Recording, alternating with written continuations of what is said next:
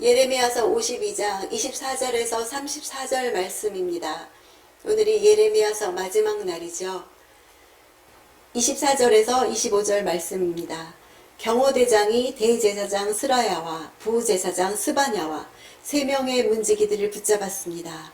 또 군사들을 담당했던 장관 한 사람과 성읍 가운데서 찾은 7명의 왕의 고문들과 그 땅 백성을 징집하던 군대의 최고 서기관과 성읍 가운데서 발견된 그 땅의 백성 60명을 성읍에서 붙잡았습니다. 종교 지도자들이 처형 대상이 된 것은 이들이 유다의 반바벨론 정책에 앞장선 자들이었기 때문이죠. 성직자의 사로잡힘은 선민으로서의 지위를 잃어버렸음을, 또 장관과 왕의 고문들의 사로잡힘은 정치적, 군사적 능력을 다 잃어버렸음을 보여줍니다. 백성들의 사로잡힘은 일반 백성의 삶까지도 철저히 파괴되었음을 보여주죠.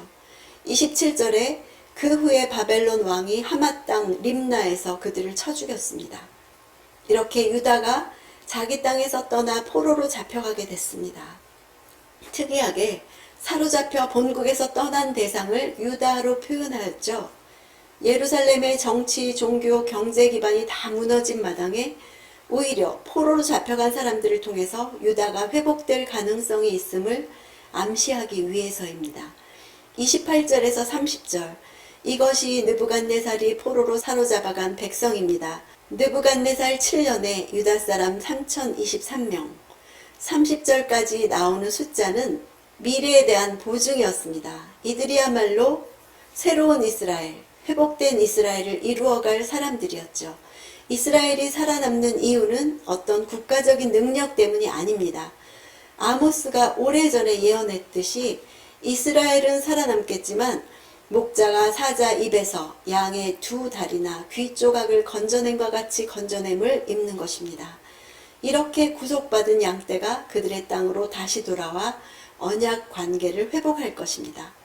31절에 유다왕 여호야긴이 포로가 된 지 37년째 되던 해 바벨론 왕 에윌무로닥이 왕으로 즉위한 해 12째 달 25일에 에윌무로닥이 유다왕 여호야긴의 머리를 들게 하고 감옥에서 꺼내 주었습니다. 예레미야서 전체를 여호야긴의 회복으로 종결짓는 것은 의도적이죠. 바벨론에게 완전 패망한 유다 왕국의 비참한 최후와 성전 파괴, 각종 기물들의 약탈 등 각종 우울하고 비탄스러운 일들이 일어났지만 이러한 징벌의 시간이 지나간 후에 여호야긴 왕은 다시 석방되었고 후대받았다는 사실을 기록함으로써 여호야긴 개인의 회복이 아니라 포로로 끌려간 유다의 회복을 암시합니다. 다 파괴한 뒤 이제 건설하고 심는 일에 희망을 보게 됩니다. 여호야긴은 다윗의 정통성을 따라 합법적으로 유다의 왕위에 오른 마지막 인물로 그의 회복은 유다 전체의 회복을 상징하는 사건으로 볼 수 있기 때문이죠. 포로 상태이지만 이스라엘의 남은 자로서 살아남을 것이란 희망과 다윗 왕의 계보를 잇는 여호야긴 왕의 회복입니다. 586년 예루살렘의 멸망이 유다의 마지막이 아님을 나타내기 위해서이죠. 실제로 하나님께서는 여호야긴이 풀려난 뒤에 약 30년 뒤에 바사의 고레스 왕을 통해 바벨론을 멸망시키고 이스라엘 백성들의 본토 귀환을 허락하셨습니다. 32절, 에윌무로닥 왕은 그에게 친절하게 말하고 바벨론에 자기와 함께 있는 다른 왕들보다 더 높은 자리를 내주었습니다. 다른 왕들은 바벨론이 점령한 나라의 왕들을 가리킵니다. 바벨론 유물 중에 엉거각기둥이라는 것이 있는데 그 엉거각기둥에는 에윌무로닥 재위 기간에 바벨론의 포로로 잡혀 있었던 왕들의 목록이 나온다고 합니다. 거기에는 두로, 갓, 시돈, 아르왓, 아르밧 왕들이 포함되었습니다. 우리가 희망적인 이유는 하나님은 왕이나 백성들과 같은 사람들의 영향을 받지 않으시고 그분 자신의 뜻에 따라 행동하신다는 것입니다. 지금까지 예레미야서를 통해서 역사는 하나님의 뜻에 의해서 방향이 움직여져서 하나님의 목적을 이룬다는 것을 알 수 있었습니다.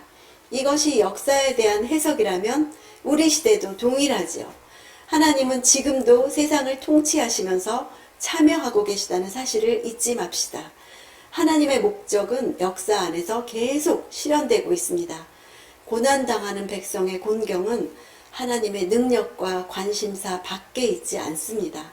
하나님은 삶이 고통과 상처로 가득한 사람들을 잊지도 않고 무시하지도 않으십니다. 하나님은 스스로를 방어할 수 없는 사람들을 위해서 행동하십니다. 불의하고 억압적인 권력 구조는 지속되지 못할 것입니다. 부당한 권력은 궁극적인 현실이 되지 못합니다. 생명을 경시하는 냉혹한 행위가 자행된다고 해도 하나님의 정의를 의심하지 맙시다. 하나님은 모든 사람에게 자신의 행동에 대한 책임을 물으실 것입니다. 오늘 하루도 하나님의 구원사가 나를 통해 이루어지는 날 가운데 사시는 하루 되기를 축복합니다.